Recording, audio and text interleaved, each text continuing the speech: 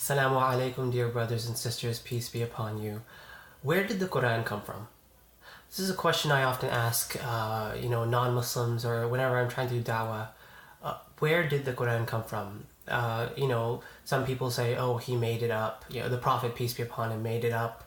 Or they say he copied it from the Bible to explain why there's so much overlap between the Bible and the Quran.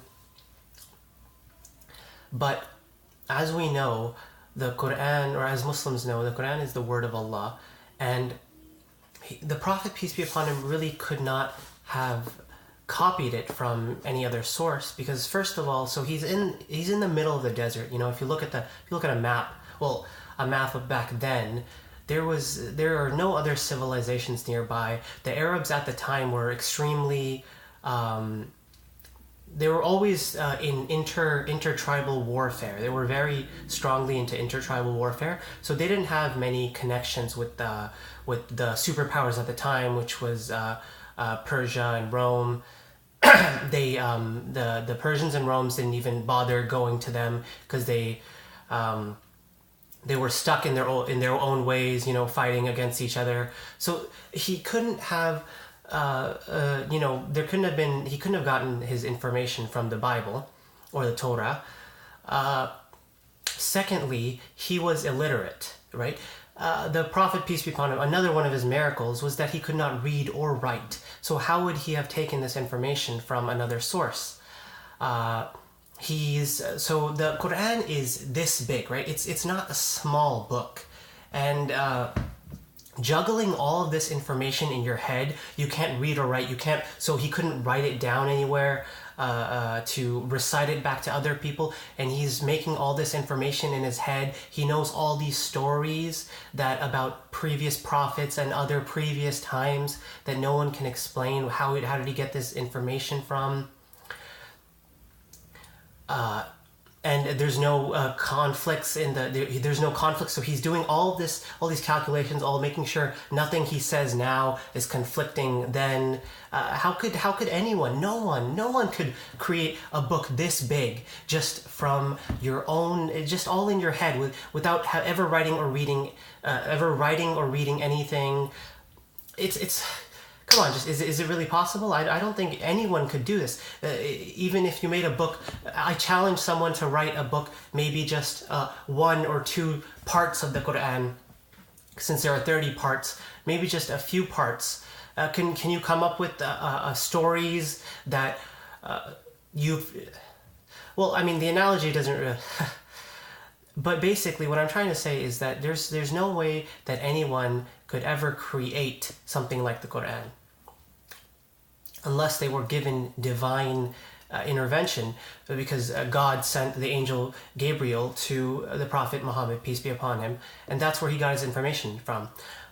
The Quran is a miracle unlike any other. During the time of Jesus, peace be upon him, healing, medicine was making very large sciences. So God sent Jesus with the power of healing. He could bring people back from dead, right? So God sent a miracle that trumped the scientific advances of the time. During the time of Moses, peace be upon him, he was given magic, because at the time illusions and magic was very strong, or very prominent in the society.